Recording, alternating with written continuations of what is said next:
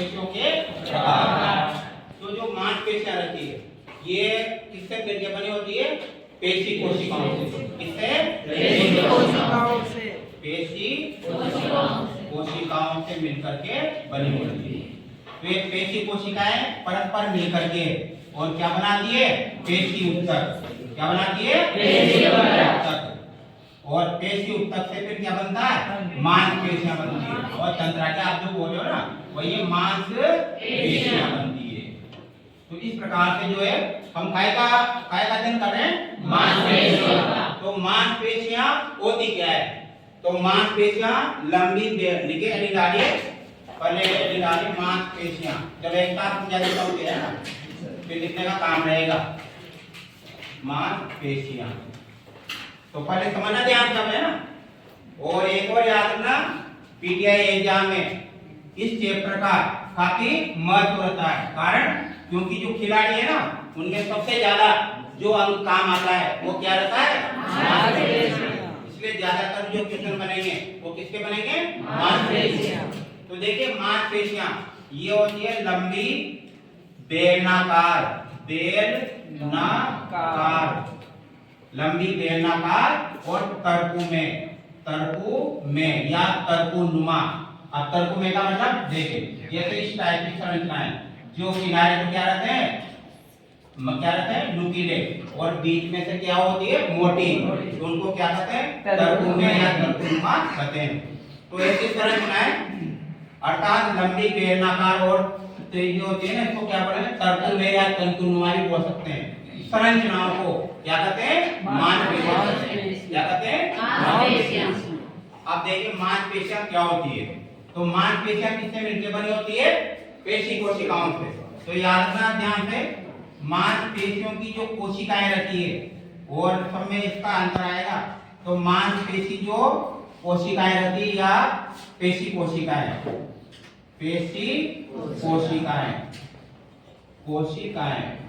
तो इनकी जो झिल्ली होती है अमूमन जो आपने देखा कोशिका की झिल्ली को क्या कहते हैं? कोशिका झिल्ली या प्लाज्मा झिल्ली।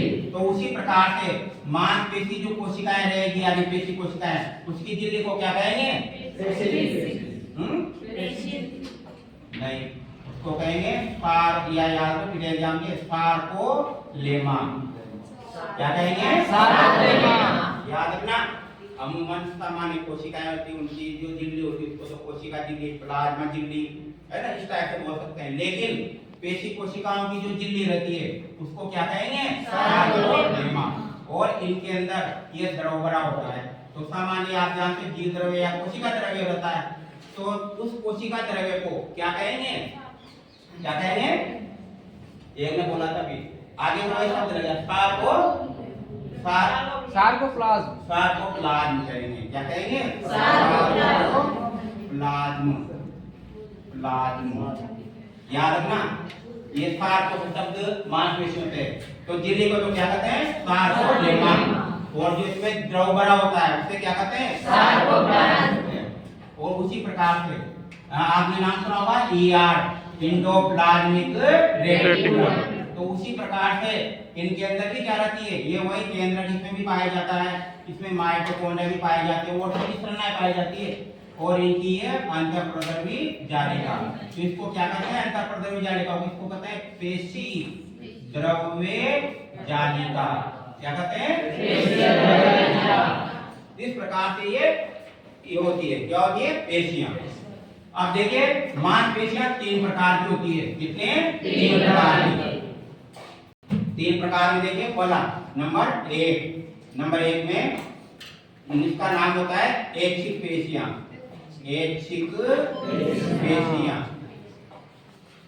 दो 3 नाम है इनके। और ऐच्छिक पेशियां इनका एक और नाम है क्या कहेंगे इनको? रेखित पेशियां। क्या कहेंगे? रेखित पेशियां।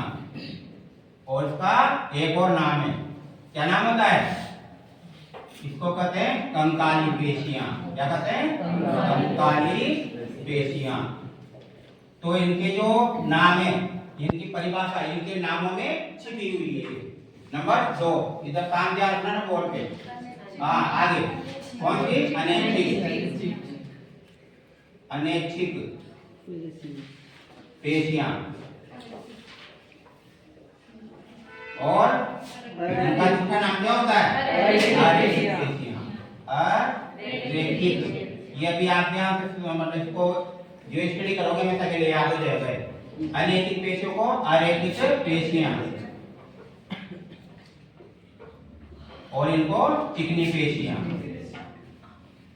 चिकनी पेशियां, इस प्रकार से इनका नाम होता है। एक लड़का उधर देख रहा है 10 के सामने देख, नाम बोल दूंगा मेरा चलो सब ध्यान देता है। हाँ, तीसरा इसके बाद है हृदय पेशियां। हृदय पेशियां, तो इस प्रकार से 3 प्रकार की पेशियां होती है। तो एक बार फिर देखिए, ऐच्छिक पेशियां, इनका दूसरा नाम क्या होता है? यहाँ पेशी का लिख रहा है पेशियां, है ना। तो देखिए, ऐच्छिक पेशियां इनको कहते हैं रैखिक पेशियां और इनको कंकाली पेशियां। इसका अनैच्छिक पेशियां इनको अरैखिक पेशियां कहते हैं और इनको चिकनी पेशियां। हृदय पेशियों का एक ही नाम होता है। यहाँ पर हृदय भी लगा सकते हैं या हृदयक पेशियां भी। आप समझना ध्यान से, हमेशा के लिए याद हो जाएगा। देखिए, ऐच्छिक पेशियां ऐसी पेशियां जिन पर हमारी इच्छा शक्ति का नियंत्रण हो। क्या कहलाती है? ऐच्छिक पेशियां। एक बात समझिए, ऐसी पेशियां जिन पर हमारी इच्छा शक्ति का नियंत्रण होता है, क्या कहलाती है? ऐच्छिक पेशियां। याद रखिए ना। अब हमारी इच्छा शक्ति का मतलब मस्तिष्क का। अगर इच्छा शक्ति नाम नहीं आया और आपने बोल दिया कि मस्तिष्क का नियंत्रण होता है, ऐसी पेशियां जिन पर हमारे मस्तिष्क का नियंत्रण होता है, इसे भी क्या कहते हैं? ऐच्छिक पेशियां। चाहे मस्तिष्क बोलो या इच्छा बोलो, क्या रहेगा? ऐच्छिक पेशियां। याद हो गया? आगे चलते हैं। ऐसी पेशियां जिन पर रेखांकित पट्टियां पाई जाती है। ऐसी पेशियां जिन पर रेखांकित पट्टियां पाई जाती है, क्या कहलाती है? ऐच्छिक पेशियां। हुआ कि नहीं? क्योंकि इनमें रेखांकित इस टाइप की पट्टियां पाई जाती है। ऐसी पेशियां जिन पर रेखांकित पट्टियां पाई जाती है, क्या कहलाती है? ऐच्छिक पेशियां। याद हो गया? आप चलते हैं इस कंकाली का। ऐसी पेशियां जो हमारे कंकाल तंत्र से जुड़ी रहती है, अर्थात कंकाल तंत्र की अस्थियों से जुड़ी रहती है, क्या कहलाती है? कंकाली पेशियां। एक बार फिर देखिए, ऐसी पेशियां जो हमारे कंकाल तंत्र से जुड़ी रहती है, इसलिए क्या कहते हैं इनको? कंकाली पेशियां। अब देखिए, ये मिनट सोच के देखो, याद हुआ कि हुआ? हो गया ना, हमेशा के लिए याद हो गया। अब एक और देखो, ये कहाँ पाई जाएगी? आप नाम देखो, ऐच्छिक पेशियां कहाँ पाई जाएगी? जिस पर हमारी इच्छा शक्ति का नियंत्रण है, मतलब जिन अंगों पर हमारी इच्छा शक्ति का नियंत्रण है उनमें पाई जाती है। अब आप कल्पना करके देखो कि हमारी इच्छा शक्ति का नियंत्रण कहाँ कहाँ है। देखिए, ये जैसे हाथ है, पैर है, मुंह है, नाक है ना, कान है। भाई कान न्यू टाइप कर दे ना, न्यू बंद करे तो अपनी इच्छा शक्ति का नियंत्रण होता है इस प्रकार से। तो ऐच्छिक का याद किया ना, मतलब मैं बता रहा था आपको कि कहाँ कहाँ पाई जाती है। हाथ, पैर, नाक, कान, नेत्र की पलकें। नेत्र अपनी इच्छा से बंद करते ही नहीं करते, कोई दूसरा पड़ेगा तो आगे बंद कर ले, अपने आप कर सकते हैं इस प्रकार से। तो जिन पर भी मैंने नाम बोला कि हाथ, पैर, मुंह, जीभ, कान, नाक, इन सभी जगह क्या पाई जाती है? ऐच्छिक पेशियां पाई जाती है। अब सीधा जाता होगा क्या भाई, ये कंकाल से जुड़ी रहती है, कंकाल से जुड़ रही है। ये जो यहाँ की पेशियां ये भूमरस से जुड़ रही है, जबकि तो हाथ को ऊपर उठा पाएंगे हम, तो जुड़े नहीं जुड़ रही है। जितने भी अंगों में इस प्रकार से कंकालिक पेशियां कराती है। याद हो गया? ये देखिए, ये जो बहु केंद्र की होती है, क्या होती है? बहु केंद्र। सामान्यतः कोशिका में एक ही केंद्र पाया जाता है, लेकिन एक पेशी कोशिकाएं रहती है ना, वो क्या रहती है? बहु केंद्र की, यानी बहुत सारे केंद्र पाए जाते हैं इसमें। और एक और याद रखिए, नाम तो ध्यान रखना, इसकी झिल्ली को क्या कहते हैं? पेशी कोशिकाओं की झिल्ली को सार्कोलेमा। क्या कहते हैं? सार्कोलेमा। और इनके अंदर जो द्रव भरा होता है वो क्या कहलाता है? कहलाता है। इस प्रकार से। और आगे चलते हम अनैच्छिक पेशियां। ये याद हो गया कहाँ कहाँ पाई जाती है, बोलोगे नहीं ना? अब देखिए, अनैच्छिक पेशियां ऐसी पेशियां जिन पर हमारी इच्छा शक्ति का नियंत्रण नहीं होता है, क्या कहलाती है? अनैच्छिक पेशियां। एक बात देखें, ऐसी पेशियां जिन पर हमारी इच्छा शक्ति का नियंत्रण नहीं होता है। क्या कहलाती है? पेशियां। तो बिल्कुल इन पर हमारी इच्छा शक्ति का नियंत्रण नहीं है, क्योंकि कहाँ पाई जाती है? देखिए, ये पाई जाती है आमाशय, आमाशय के अलावा आहार नाल, आहार नाल है ना। इसके अलावा सभी आगे में छोटे आंत पूरे मनबाग अंगों में पाचन तंत्र की आहार नाल जो ले जाना आपने सभी आगे। इसके अलावा श्वसन तंत्र, श्वसन तंत्र, और इसके अलावा उत्सर्जन तंत्र। उत्सर्जन तंत्र में अगर किसी की शिकायत आ गई टॉयलेट जाना है तो रोक सकता है, कुछ देर तो रोक लेगा, लेकिन उसको जाना ही पड़ेगा, अन्यथा क्या होता है? वो मूत्र ऊपर की तरफ चढ़ने लगेगा, इसमें जो वाहिनियां होती है ना उसके अंदर, और पेट दर्द करेगा साइडों से। और जो मूत्र को रोक लेते हैं ना उनके क्या हो जाती है? पथरी की बीमारी हो जाती है। मतलब इसलिए मूत्र को जितनी भी बार आ रहा है उतनी बार जाना चाहिए, और पानी खूब पीना चाहिए। ऐसा कोई भी नहीं मिलेगा आपको जिसमें पर्याप्त पानी पीता हो और उसके पथरी की प्रॉब्लम हो जाए। हाँ, ये जरूरी है कि पानी कैसा है। अगर वो मान लो भारी पानी आता हो जिसको खारा या फीका कहते हैं उस टाइप का होता है तो फिर मतलब पथरी होती है। तो ज्यादा से ज्यादा पानी पिएंगे तो फिर पथरी की प्रॉब्लम कभी भी नहीं होगी। ज्यादातर उनके देखी गई सर्वे भी हुआ कि जो सामान्य तक कम पानी पीते हैं उनकी क्या होती है? पथरी की प्रॉब्लम होती है। तो कहने का अर्थ है कि एक बात पे देखिए, आहार नाल, श्वसन तंत्र है ना, इसके अलावा उत्सर्जन, उत्सर्जन तंत्र, जनन तंत्र, जनन तंत्र, मतलब उन अंगों पर नाम लिख सकते हो जिन पर हमारी शक्ति का नियंत्रण नहीं होता है। इन अंगों पे अपना शक्ति का नियंत्रण है क्या? कोई नियंत्रण नहीं कर सकते हैं इस प्रकार से। इसके बाद देखिए अरेखित पेशियां, इन पर इस प्रकार की जो पेशियां अर्थात ऐसी पेशियां जिन पर रेखांकित पट्टियां नहीं पाई जाती है। देखो इसमें इस टाइप का द्रव होता है, इसमें इस टाइप की पट्टियां नहीं बनाएंगे। ये तो किसका उदाहरण है? ये ऐच्छिक पेशी का नामांकित चित्र है। और ये किसका है? ये अनैच्छिक का है।